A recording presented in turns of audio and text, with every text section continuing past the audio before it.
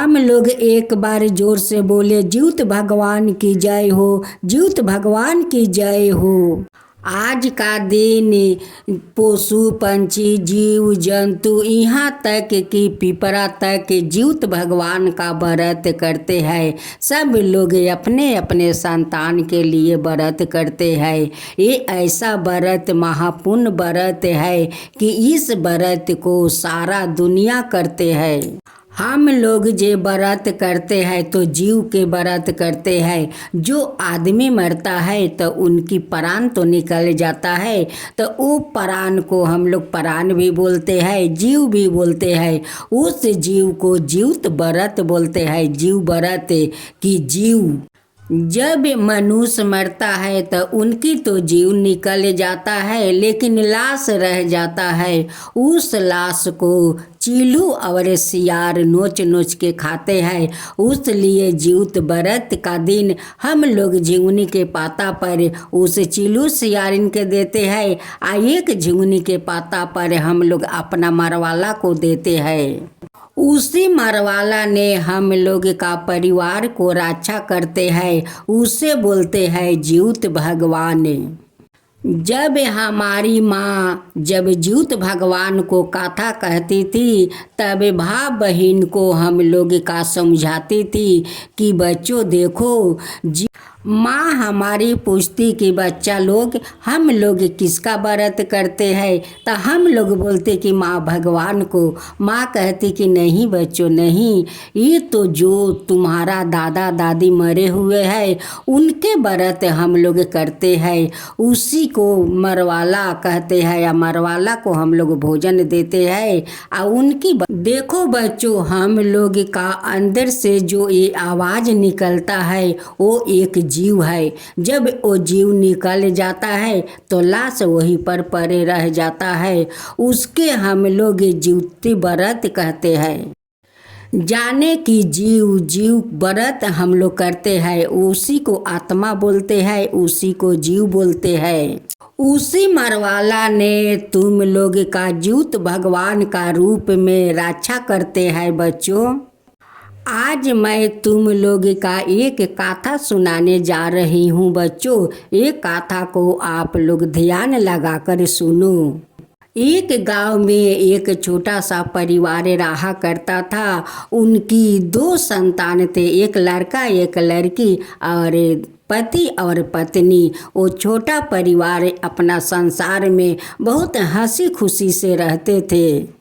रोमा का संसार में तो उतना धन नहीं था, लेकिन जितना धन था वो लोग उतने में गुजारा करते थे और बहुत खुशी हंसी से रहते थे। रोमा भगवान से हाथ जोड़कर यही कहती थी कि हे भगवान, मेरे हंसी खुशी छोटा संसार में किसी को नज़र मत लगाने देना भगवान। इस हंसी खुशी संसार को आप रक्षा कीजिए भगवान। ऐसे कुछ दिन बीत गया, बीतते बीतते ज्यूत भगवान का व्रत आ गया। अब तो रोमा का दोनों बच्चा बहुत खुश है। कहते हैं कि माँ तुम तो ज्यूत भगवान का व्रत करोगी। माँ कहती है कि हाँ बच्चों, ये तो व्रत मैं करूँगी, ये तो किसी भी हाल में ये व्रत करूँगी। ये व्रत तो मैं छोड़ने वाली नहीं हूँ, क्योंकि ये व्रत ज्यूत भगवान का व्रत है। रोमा अपना घर द्वार गोबर से लिपती है, नोह करती है, स्नान करती है, नाना रकम पर पकवान बनाती है। कुछ पकवान निकाल कर रख देती है कि भोर में ज्यूत भगवान के देंगे, कुछ पकवान हम लोग खाएंगे। जब सुबह में रोमा ज्यूत भगवान का जीवनी के पाता पर मरवाला लोग का भोजन देती है तो उनकी दोनों बच्चा साथ साथ माँ को जाती है और देखते हैं कि माँ मरवाला को कैसे कैसे भोजन देती है। वो लोग देखते हैं कि माँ तो जीवनी के पाता पर मेरा दादा दादी को भोजन देती है, चिलू सियारिन का भोजन देती है। माँ जो भोजन से मुंह जूठा करती है उसी भोजन अपना दोनों संतान को खिलाती है कि मेरा संतान दोनों अमर बनकर रहेगा। एक दिन एक नागिन अपना 4-5 बच्चों को लेकर घूम रही थी वो भी ज्यूत भगवान का व्रत कर रही थी। वो नागिन देखती है कि उनकी परिवार में तो वो लोग बहुत खुशी है, बहुत खुशी खुशी से रहते हैं। अब तो नागिन का रोमा का परिवार पर नजर लग जाता है।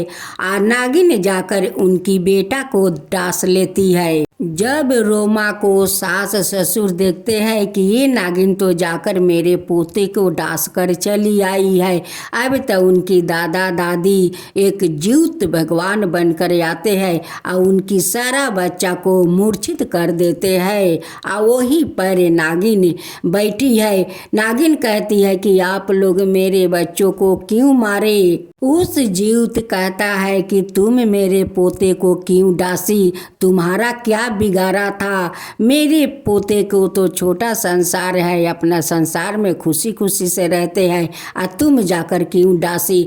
जब तक मेरे पोता को विष नहीं टानोगी तब तक तुम्हारा बच्चा को हम नहीं छोड़ूंगी, तुम्हारा बच्चा को भी मार दूंगी। उधर रोमा तो रोने पीटने लगी, कहने लगी कि आज ज्यूत भगवान का व्रत मैं उपास हूँ, उनकी व्रत करती हूँ। आज का दिन मेरे बेटे को आकर नागिन डांस ली। तभी नागिन वहाँ आ जाती है और उनकी बेटा को सारा विष टान लेती है। रोमा वही पर देख कर बहुत आश्चर्य में पड़ जाती है। रोमा का पति कहते हैं कि रोमा यही तो ज्यूत भगवान है, देखो नागिन तो डांस कर चली गई लेकिन ज्यूत भगवान देखो एक नाग का रूप में आकर तुम्हारा बेटा को विष टान लिए और तुम्हारा बेटा तो उठ कर बैठ गया। देखो ज्यूत भगवान तुम्हारा बेटा को जीवित कर दिए, कैसे तुम्हारा बेटा पर चमत्कार किया है ज्यूत भगवान। देखो देखो रोमा चमत्कार, ज्यूत भगवान का चमत्कार देखो। यही कहते हैं कि मरवाला लोग सहाय रहते हैं अपना परिवार पर, मरवाला लोग अपना परिवार का रक्षा करते हैं। देखो आज मरवाला कर तुम्हारा बेटा को रक्षा किया। लोग झूठ नहीं कहते हैं कि ज्यूत भगवान का व्रत का दिन किसी को प्राण कोई नहीं ले सकते हैं।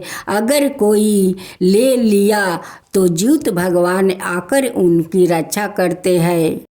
जिसका माँ ज्यूत भगवान का व्रत करती है उसका बच्चा को ज्यूत भगवान का व्रत का दिन कुछ नहीं हो सकता है, क्योंकि मरवाला लोग रक्षा करते हैं कि मेरा व्रत आज मेरा परिवार करता है तो उनकी संतान को तो मेरा रक्षा करना तो बनता है। जब नागिन रोमा को बेटा को विष टान कर चली गई तब तक ज्यूत भगवान वहीं पर बैठे हुए उनकी बच्चा को रक्षा कर रहे थे कि कहीं दूसरा जानवर आकर ना ले जाए।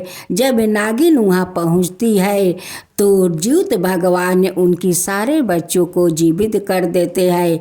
नागिन फन मार कर कहती है कि हे ज्यूत भगवान, अब मैं ज्यूत व्रत का दिन किसी को मैं दंशन नहीं करूँगी, किसी को नहीं करूँगी भगवान। आज आप मेरे संतान को लौटा दिया भगवान। ज्यूत भगवान कहते हैं कि देखो नागिन, आज का दिन तो सभी मेरा व्रत करते हैं, जीव जंतु पशु पंछी मनुष्य सभी लोग अपना संतान के लिए व्रत करते हैं। हम लोग उनकी संतान को रक्षा करते हैं, नागिन रक्षा करते हैं। इसलिए कभी किसी को ज्यूत भगवान का व्रत का दिन किसी को तुम नुकसान मत पहुँचाना।